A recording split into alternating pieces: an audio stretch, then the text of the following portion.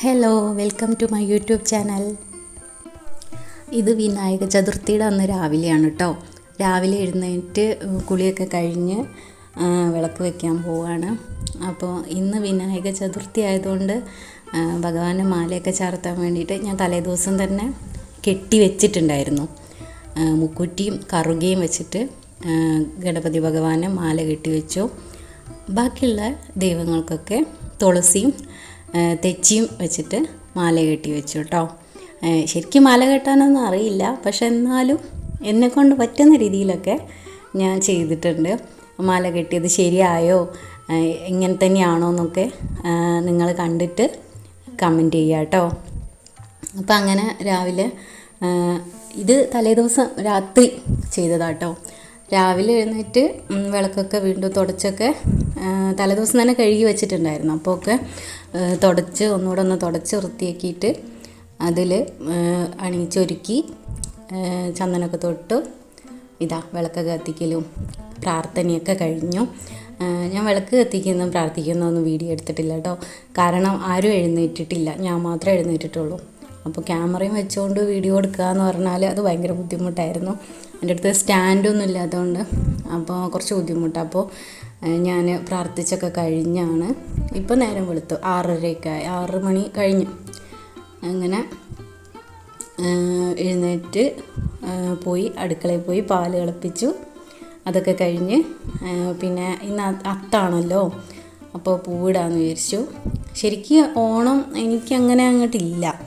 കാരണം എൻ്റെ ചേച്ചിയുടെ മോള് പോയിട്ട് ഇപ്പോൾ 1 വർഷം ആവുന്നേ ഉള്ളൂ. നവംബർ ആവണം 1 വർഷം ആവണമെങ്കിൽ. അപ്പോൾ അതെന്തായാലും നമുക്കൊരു വിഷമം ഉണ്ടാവുമല്ലോ. അപ്പോൾ അതുകൊണ്ട് പൂവിടാനൊന്നും വലിയ താല്പര്യമില്ല.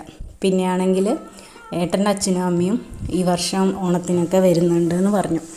അപ്പോൾ കുട്ടികൾക്കൊക്കെ അപ്പൂപ്പനും പാട്ടിയമ്മയൊക്കെ വരുമ്പോൾ ഒരു സന്തോഷമാണല്ലോ ഓണമൊക്കെ ആഘോഷിക്കാനും.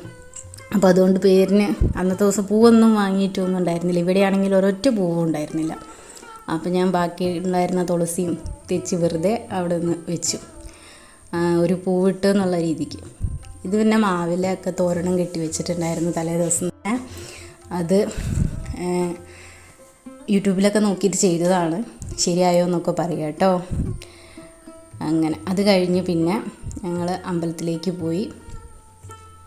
അമ്പലത്തിൽ അവിടെ ഗണപതി ഹോമവും പ്രാർത്ഥനയും കാര്യങ്ങളൊക്കെ ഉണ്ടായിരുന്നു.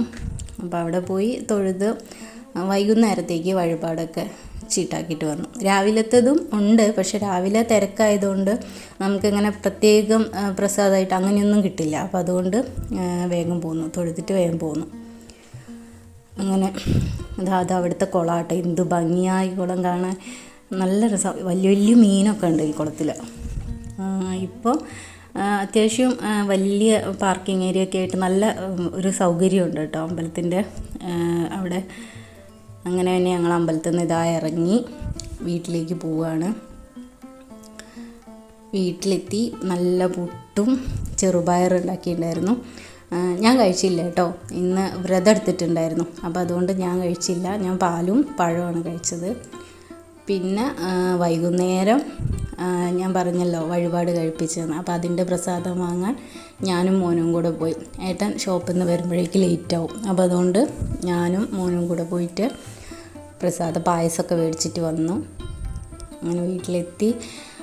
അത് കഴിഞ്ഞ് പിന്നെ ഭഗവാന് നമ്മൾ മോദകമൊക്കെ ഉണ്ടാക്കി നീതിച്ചൊക്കെ ചെയ്തു കേട്ടോ സന്ധ്യയ്ക്ക്. പക്ഷെ അതൊന്നും ഞാൻ വീഡിയോ എടുത്തില്ല കേട്ടോ. വിളക്ക് കൊളുത്തി വയ്ക്കുന്ന അതൊന്നും ഞാൻ വീഡിയോ എടുത്തിട്ടില്ല.